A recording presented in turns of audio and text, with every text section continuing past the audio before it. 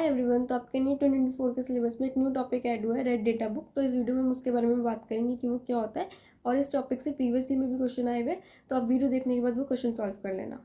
तो सबसे पहली चीज़ की रेड डेटा बुक है क्या, होता क्या है। देखो नाम से पता चल रहा है बुक है, ठीक है। बुक किसकी, डेटा की, जिसमें कोई डेटा है। अब वो डेटा है क्या, इसमें वो डेटा है कि कितनी स्पीशीज हमारे इन्वायरमेंट में एंडेंजर्ड है, एक्सटिंक्ट है, वल्नरेबल है। अभी सब होता क्या, उसके बारे में भी बाद में बात करेंगे, बट इसमें आप ये समझो अभी कि ये होता क्या है। ये एक बुक है जिसमें डेटा है कौन सी स्पीशीज एक्सटिंक्ट हो चुकी है, कौन सी एंडेंजर्ड कैटेगरी में आती है, कौन सी थ्रेटेंड है, कौन सी वल्नरेबल है, ठीक है, इस सब के बारे में। ठीक है, अब दूसरे पॉइंट जो आपको याद रखना है कि ये मेंटेन होती है IUCN से, जो 1965 में बनी थी। ठीक है, अब इसकी फुल फॉर्म पूछी जा सकती है, international union for conservation of nature. ठीक है, ये आपको लर्न करना है।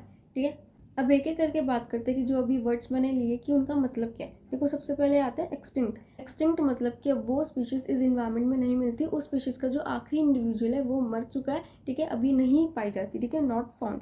ठीक है, दूसरा आता है एक्सटिंक्ट इन वाइल्ड। ठीक है, मतलब कि वाइल्ड मतलब जंगल वगैरह में जहाँ जो उसका नेचुरल हैबिटेट है वहाँ वो नहीं मिलती, लेकिन एक दो इंडिविजुअल्स बचे थे। ठीक है, तो उनको उठाकर एक मेंटेन इन्वायरमेंट में, मतलब जैसे जू हो गया, ऐसी जगह पे उन्हें रखा हुआ है। तो मतलब एक प्रोटेक्टेड इन्वायरमेंट में उन्हें रखा गया है, एक दो स्पीशीज को तो वो है, बट वो वाइल्ड में वैसे नेचुरली नहीं पाई जाती। तीसरा आ जाता है क्रिटिकली एंडेंजर्ड। अब इसका क्या मतलब है, आखिरी के 10 साल में उस स्पीशीज का जो भी नंबर था वो 80 to 90% डिक्रीज हो गया। ठीक है, और वैसे बात करें तो अराउंड 50 के अराउंड हमें इंडिविजुअल मिलेंगे उस स्पीशीज के। ठीक है, अब फोर्थ है एंडेंजर्ड। एंडेंजर्ड मतलब कि आखिरी के 10 साल में वही 50 to 70% डिक्रीज हुआ है, और लेस देन 250 के अराउंड इंडिविजुअल्स मिलेंगे।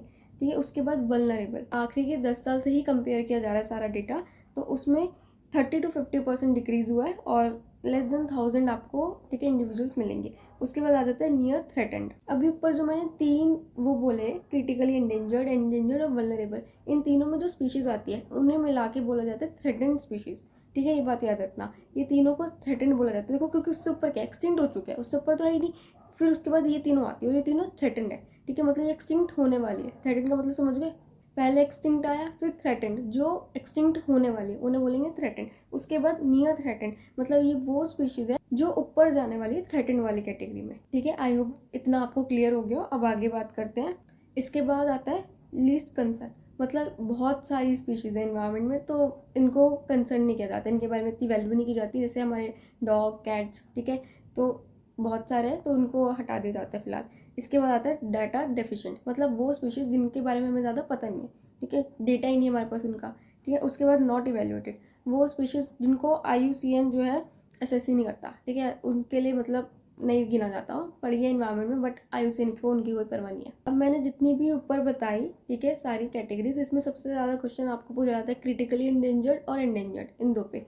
ठीक है, तो इन्हीं के एग्जाम्पल आपको याद रखना है, क्योंकि आप जब प्रीवियस ईयर क्वेश्चन करोगे तो आपको यहीं से क्वेश्चन मिलेगा।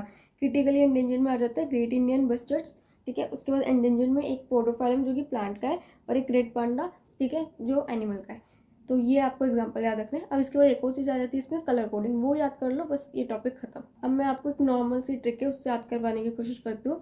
देखो सबसे पहले रेड मतलब खतरे का। ठीक है, आप इसका नाम ही देखो, रेड डेटा बुक। ठीक है, रेड मतलब थोड़ा खतरे का साइन होता है कि वो स्पीशीज एक्सटिंक्ट होने वाली है, इस टाइप से आप समझ सकते हो।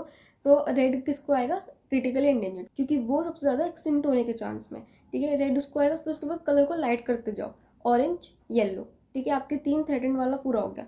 उसके बाद आता है नियर थ्रेटेंड। वैसे तो उसका मतलब है कि वो ऊपर जाने की जा सकता है कभी भी, बट फिलहाल अभी इसका इतना नंबर है कि वो एक्सटिंक्ट तो नहीं होगा इतनी जल्दी, तो उसको दिया लाइट ग्रीन। ठीक है, green is like a safe sign.